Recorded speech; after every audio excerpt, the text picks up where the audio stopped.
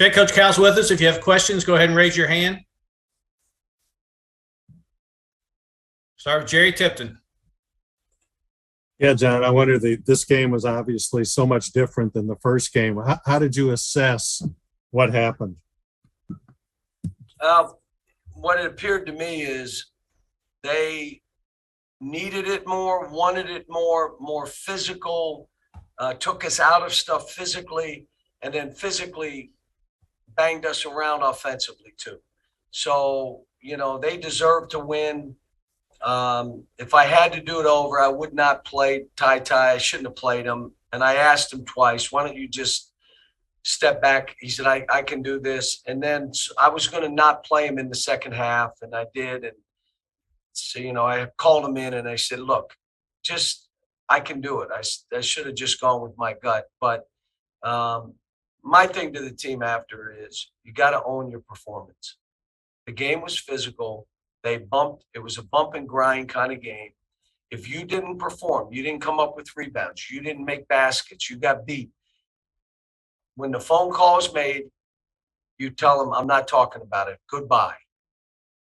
Because you have to own it. You can't let anybody alibi. Own it. And we got manhandled. And, it was a revenge game where what we did to them down at our place. So they're playing better. They're moving the ball. They shoot the ball better here. They shoot it really well here. John Hale.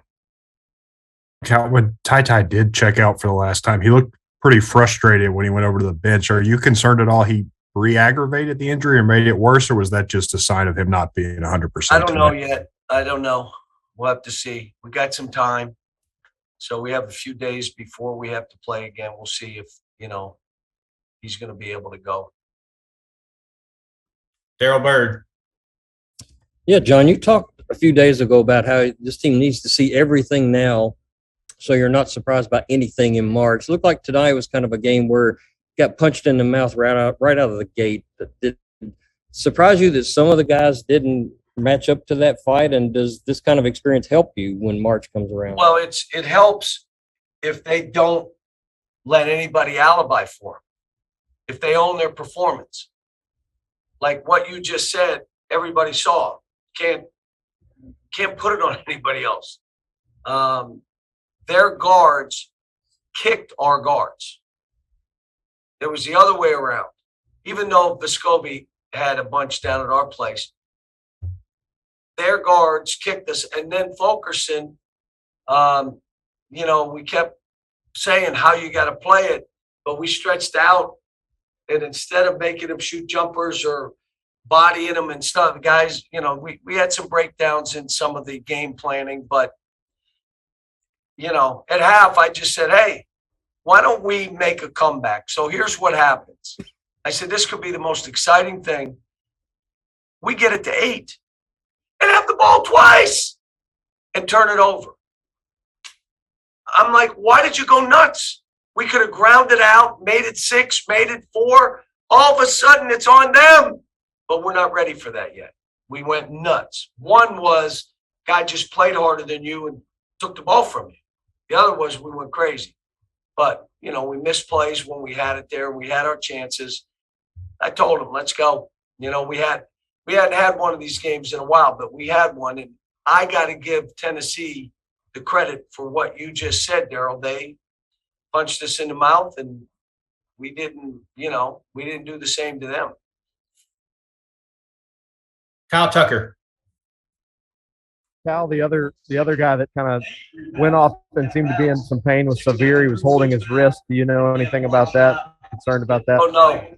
I just took him out,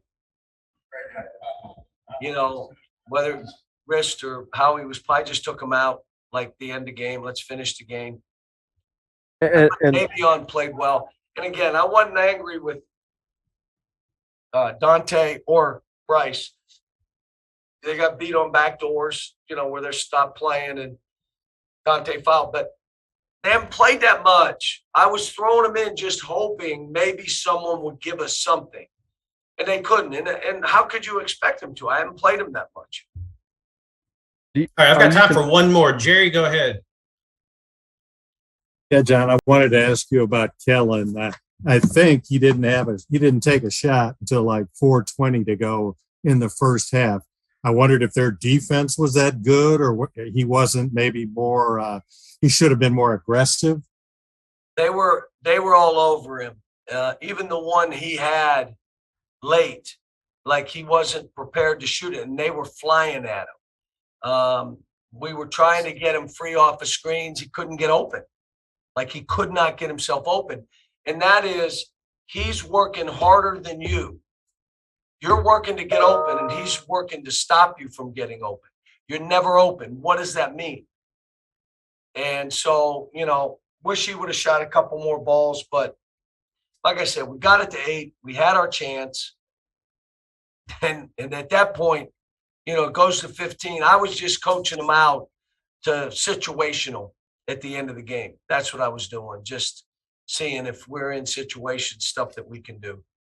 John, what do you think of the SEC race now? I know that's not a top priority, but you're not too back of Auburn in the loss column. What, if any, significance? Well, I'm not worried about it because everybody's schedule is so different. And some schedules are way heavier than others. So at the end of the day, it is what it is. We're one of the better teams in the country. And that's who we are. Now we got to go play that way. We got another really tough one coming up, and then another really tough one coming up, and then another really tough. I mean, it's the schedules. It is what it is. I mean, at the end of the year, it'll be 1, 2, or 3 in the country, our schedule. So this team has performed. I want to give Tennessee the credit for how we play, but it wasn't one of our best efforts, and their energy and their fight. They just have way more fight than us. Jacob, Tennessee went on I think a 17-1 run right after that little incident in front of your all's bench. Did it feel like that woke them up or gave them some energy? How did you see that sequence happening? I mean, that's obviously our doing. Defensively today, we weren't where we were supposed to be. We're a very good defensive team, and today we didn't show that. There's no way that we should have let them go on a 17-1 run, but it's part of basketball. We learn from it. We go back, watch film, and get better. Kyle Tucker. Yeah, Jacob, for whatever reason, it just felt like for a lot of the game, you guys were just off. There was some focus that's been there all year that wasn't there tonight. What do you think happened there? Did you have any sense of it going into the game that maybe this wasn't going to be one of those nights?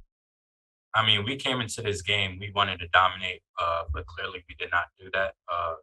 We didn't start off the game well, and it trickled into the rest of the game. We couldn't make shots. We couldn't execute. And defensively, we weren't disruptive at all. So we just got to learn from it. Jerry. Yeah, you've mentioned now, Jacob, a couple of times about trying to learn from this experience. I know it's early, but what do you think is possible to learn from this? That we got to fight. They definitely outfought us. We're not going to make every shot. So, we just got to get in the gym, start making more shots. Defensively, that's just coach always emphasizes how defensively it's just fighting and effort. And we didn't bring that today. So we just got to watch film, see what we did wrong, look how we didn't fight, and just take this out on the chin and just move forward. Why do you think you guys didn't fight the way you customarily do? I can't tell you. We don't have an excuse. There's no excuses when it comes to us. We're going to play basketball, and today we just didn't fight. So we live with it and just move on. Kyle. Yeah, Jacob, when you're rolling like you guys had been, you won 6 in a row, and when you're at full strength, like you guys hadn't lost a game since Notre Dame. When you're on that kind of roll, can this be a good sort of slap in the face for a team to refocus on some of the smaller things? 100%. We said that in the locker room as soon as we came in after the game. We needed this. It's a wake-up call. Now we're gonna dial back in. We're gonna lock in, and we're going to go back to dominating the game how we can.